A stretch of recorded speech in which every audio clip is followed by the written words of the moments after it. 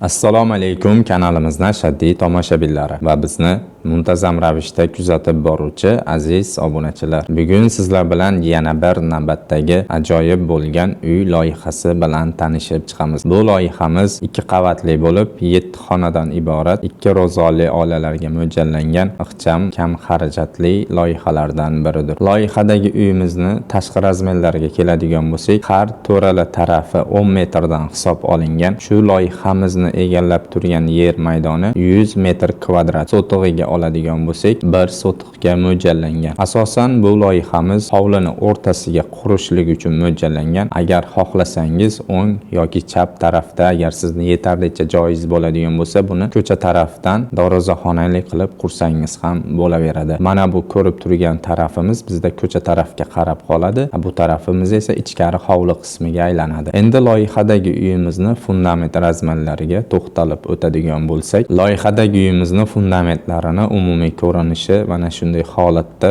shu holatda fundament qo'yiladi. Dastavval podval bilan tanishtirib o'tadigan bo'lsam, podvalimiz mana shu o'ng qo'l taraf chekkada joylashtirib ketilgan va podvalimizga tushish zinasi o'ng qo'l chekka mana bu zina orqali tushishligi mumkin. Bitta mana bu yerda eshiklari kirish uchun va mana bu yerda yorug'lik uchun forchka qoldirib ketganmiz. Podvalimizdan har doimgidek katyol va ombor sifatida foydalansa bo'laveradi. Endi fundament razmerlariga to'xtalib o'tadigan bo'lsak, balandligi har doimgidek 60 sm hisob olinadi. Mana shunda 4 pog'ona zina bilan uyimizga ko'tariladi. Mana shu ko'rib turgan fundamentimiz uchun umumiy hisobda 30 kuba beton quyish kerak bo'ladi. Albatta plus podvalni ham hisobga olgan holatda. 30 kuba beton uchun esa standart holatda 9 tonna sement sarflanadi. Mustahkamligi uchun ichiga 14 armaturadan umumiy hisobda 420 metr armatura sarflanadi. Endi loyihadagi uyimizni devor razmerlariga to'xtalib o'tamiz. Endi loyihadagi uyimizni devorlariga to'xtalib o'tadigan bo'lsak, devorlarimiz gazoblokdan qilingan. Xohlasangiz siz buni g'ishtdan foydalansangiz ham bo'laveradi. Devorlarimizni tashqari taraflariga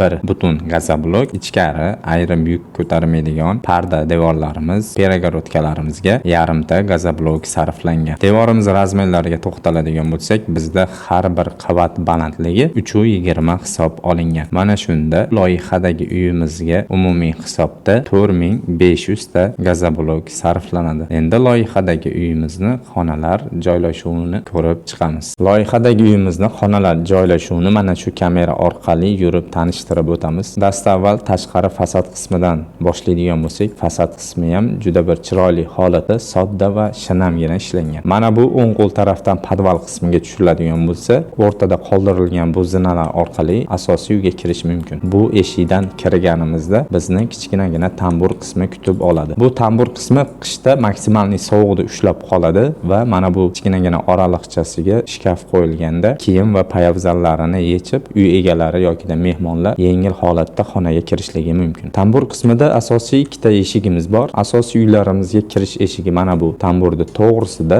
qoldirib ketilgan. O'ng qo'l tarafdan boshlaydigan bo'lsak, mana bu eshik orqali kirganimizda bu xona bizda mehmonxona hisoblanadi. Mehmonxonamiz ham keng, kattagina, shinam holatda, derazalari panoramik holatda ichkari oldi tarafga qaratib o'tilgan. Endi bu mehmonxonamizdan qaytib tambur qismiga tambur orqali asosiy bo'lgan eshikdan kirganimizda uyimizni ichkarilarini ko'rinishi mana shunday holatda. Mana bu chap qo'l tarafda bizda hol qismi joylashtirib ketilgan. Mana bu yerga bemalol miyaqki zonalarni qo'yib, divan kreslolar qo'yib, oilaviy o'tirsa bo'ladigan holat qilingan va mana bu o'ng qo'l tarafidan esa zinalar orqali ko'tarilib ikkinchi qavatga chiqishi mumkin. Endi bu tarafdagi xonalarda tanishtirib o'tadigan bo'lsam, asosiy bu tarafda 2 ta xonamiz bor. Mana bu o'ng qo'l tarafdagi bu kattalar yotoqxonasi, mana bu chap qo'l tarafdagi esa ayollarimiz sevadigan oshxona. O'rtadagi mana bu bizda birinchi qavat uchun umumiy yuvinish xonasi. O'ng qo'l tarafda xonamiz bizda kattalar yotoqxonasi, birinchi qavat uchun derazalari orqa tarafga qaratib o'tilgan. Endi bu kattalar xonasidan qaytadigan bo'lsak, to'g'risidagi bu esa oshxona. Bu oshxonamiz ozgina kichikroq holatda, faqat bu yerda ishchi zona, taom pishiriladi. Oilaviy o'tiriladigan joyimiz mana bu hol qismida mujassamdir. Endi ikkinchi qavatimizni tanishtirib o'tadigan bo'lsak, mana bu o'ng qo'l tarafdan bundoq yurib